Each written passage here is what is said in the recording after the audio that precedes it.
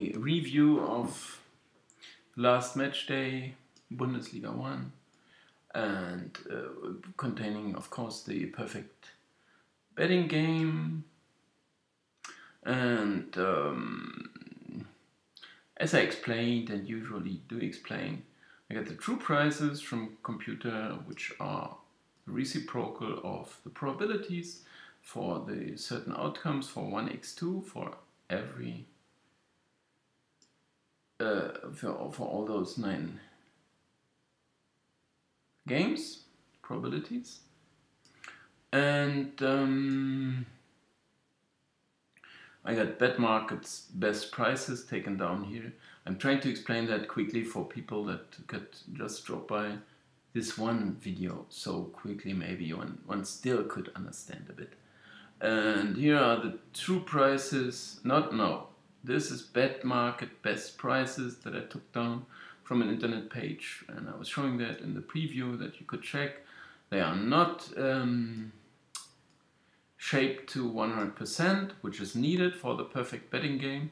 You can only take part if you distribute the 100% available on all the available chances. But this is, of course, we get either it's going to be a home win, or it's going to be a draw, or it's going to be a 2. So this is 100%. If the game is off, cancelled, abandoned, something like that, of course it does not count at all. It will be replayed, and we have to start again and set up new probabilities or leave them the same, which is very unlikely to ever happen. Still, bet market got those prices. I turned those into probabilities. I have to shape them to 100%, which is done in the next step, and you see minor changes. So 272 becomes 274 as the reciprocal of this value, which is also very close to the 36.76, which is reciprocal of this value. At least the sum of these 3 values is 100%.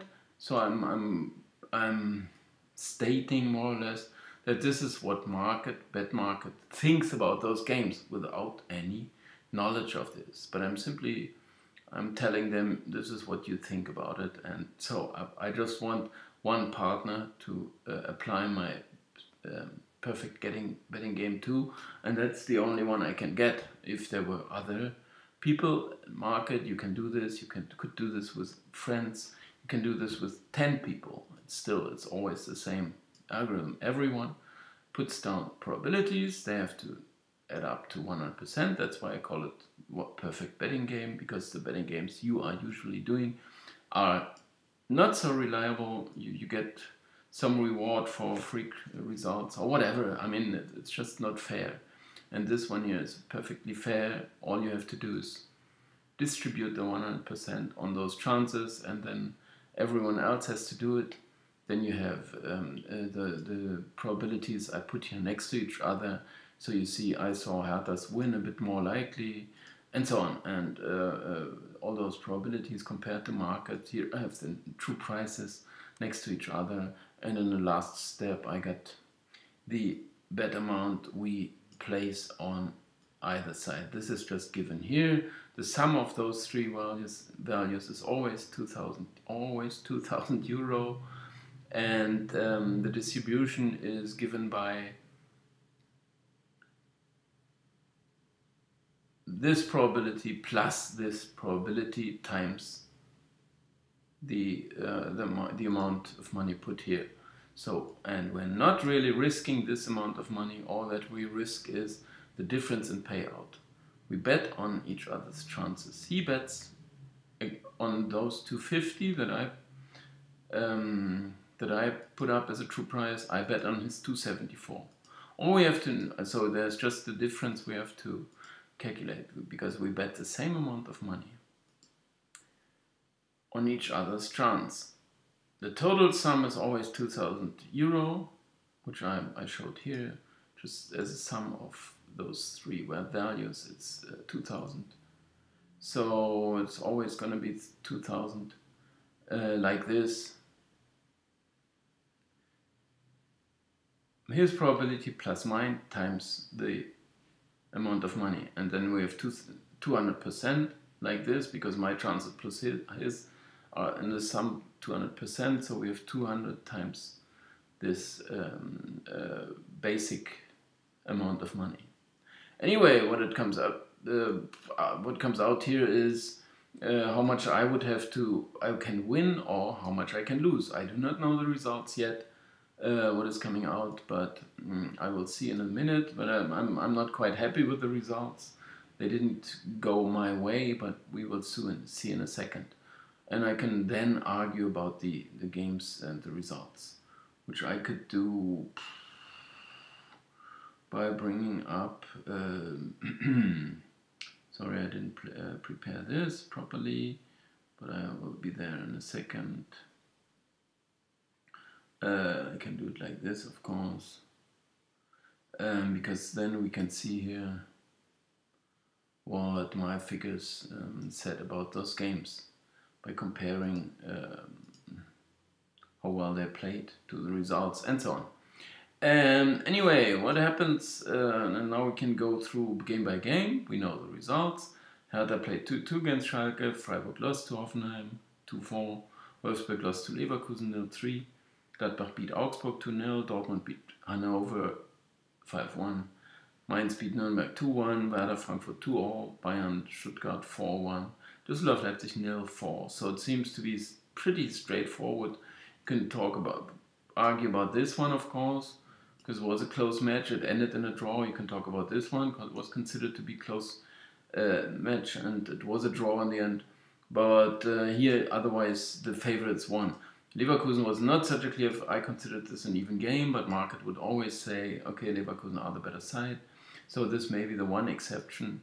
But here otherwise we get all the favorites winning, which is, of course, something that is happens from time to time, but it happened a bit too often here. I have also values to rate that, but maybe I'm not going to show that. What happened? Okay, I lost in the end. I lost 196 on the Hertha Schalke. Did I? Okay, the draw was not my favorite result. I won very small, tiny money, meaningless. I won a bit on this even. I lost on this one, very tiny little bit. A bit on this one, as I argued, that it's never a chance to go with the heavy favorites. I mean, you have to, yeah, okay, anyway. Mainz-Nürnberg was even slightly in my favor.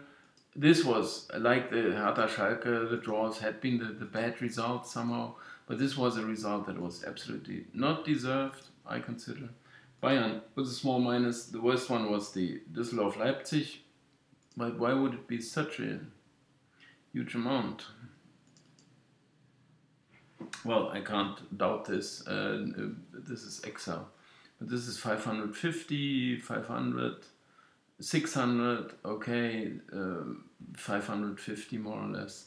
So 750 against me. So this is terrible, as I expected to be. But we can check it here now. Okay, Hertha, Schalke was even as expected. It ended in a draw, but either side may have won. So I'm just, my chances for the draws, but there had been 2 in 9 games, so this is below average, so I can't complain there, it just happens. In Freiburg-Hoffenheim, as I was winning, I would not argue, but those figures here would tell me that even Freiburg had the better stats at least. They deserved a win, I wouldn't say, but they were close to getting the 3-0, and then they conceded late on. Okay, that happens again and again, but there was a chance for them, and they played pretty well. This, I was impressed, but that's meaningless to me. The Leverkusen win was even good, but here I was expecting it to be even, which market said Leverkusen are even slight favorites, but it was okay. But the stats would confirm that Leverkusen had been by much the better side. 1.29, 2.09 is the goals that should have been. If people know about the X goals already, which they refer to in Sky Sports, which is on Sky, which is ridiculous to me as it's no good, but maybe, for many reasons this is not really reliable. But they consider it a toy anyway, but they should take my toy, because my toy is not just a toy, because it's designed to beating the market, which is way different. And it's, would you say it's successful? You can hardly judge that. but I'm doing okay, I would say, in the long run. Anyway, what was it I was just referring to? Okay, the difference here in Werder against Frankfurt, when I said it's 193, 1.1, they also have huge figures here, but clearly in favor of Frankfurt, so they would confirm this as well. But in other games there are quite some differences that I would argue in my favor. But I won't refer to this now because I want to keep it short. And okay, I can hardly argue about this. It's just results that happened. Augsburg did come close, at least by the minute, how far they got. Stats would say, okay, they were outclassed. This figure tells me which side was better and in which favor in terms of comparing it to what I expected. The game went, and it went clearly in favor of Gladbach. So I can, of course, not argue, but I wouldn't mind those 38. But as we noticed that Augsburg did get their game plan through somehow until minute 77, I don't know, when they conceded the first goal, and then they even had a small chance, you could argue. Dortmund, it's no point at all. They also had been 0.18 goals better, which is more or less ridiculous, as this is a relationship of 3-1 more or less, which is even less than this. So in fact, actually, even Hannover were a bit better, but it's meaningless. It's just a deserved win in the end, but Hannover should have had a penalty early on, and they had their chances early on, like 3 chances, I would say, including this penalty. I don't know. So they could have scored, they may have scored. And of course, the course of the game may have changed as well at such a point. In Mainz, I do have a good result. It's confirmed by the figures here, as they were 0.13 goals better than expected, the way they played compared to what I expected them to play. So I can be happy, but there was this disallowed goal against Nuremberg, which was just ridiculous. They scored the 2-1 and was disallowed for no reason at all. And they talk about this line, but it's 0% that this is going to resolve any kind of problems. I mean, they just say it's not going to count for some reason. Anyway, there was a bad result, as this one was.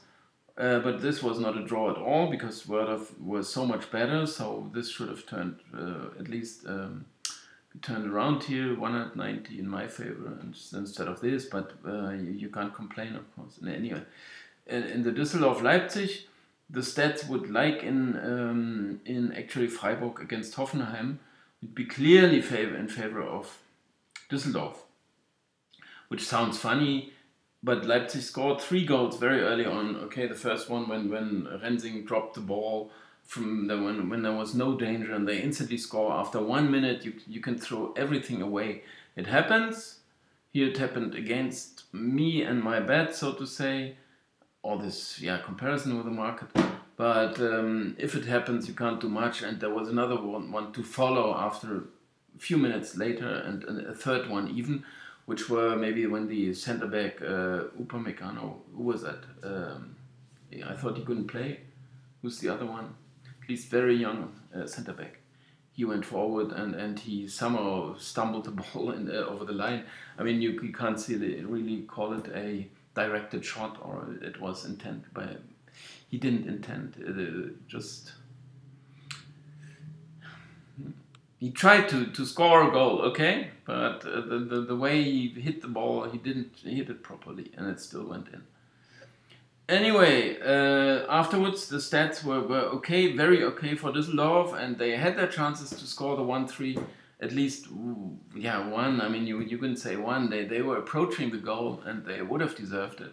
Wasn't to be, but even a 1-3 may not have changed the final result. So Leipzig may have relaxed a bit, but I mean, watching it said this is also ridiculous, right? I would say Leipzig did have enough chances to make this value bigger, but the shots were just 9 or something like that in the end, or 10. I don't know the total shots. So they didn't take these many shots. The ones on target may have, I don't know, but at least it was below what I expected. 1.28 is already a low figure. Anyway, this is what happened, and I can type it in here into this. So we see the size of the disaster.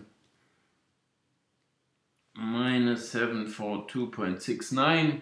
So this is where I stand now, on minus 1,025 euro over the from match day 8 through 19, which are 12, minus 12, minus number 12, where I didn't get that ready here. So it's 11 game match days, and it's 100 per match game. So market is just better than what I am, and I have to expect that, but I will still keep fighting and trying. Anyway, thanks. That's it for now. Bye bye. See you on Friday most likely. I'm not sure really actually, because I got some other business. So maybe in a week you have to wait. Still, thanks a lot for watching. Bye bye.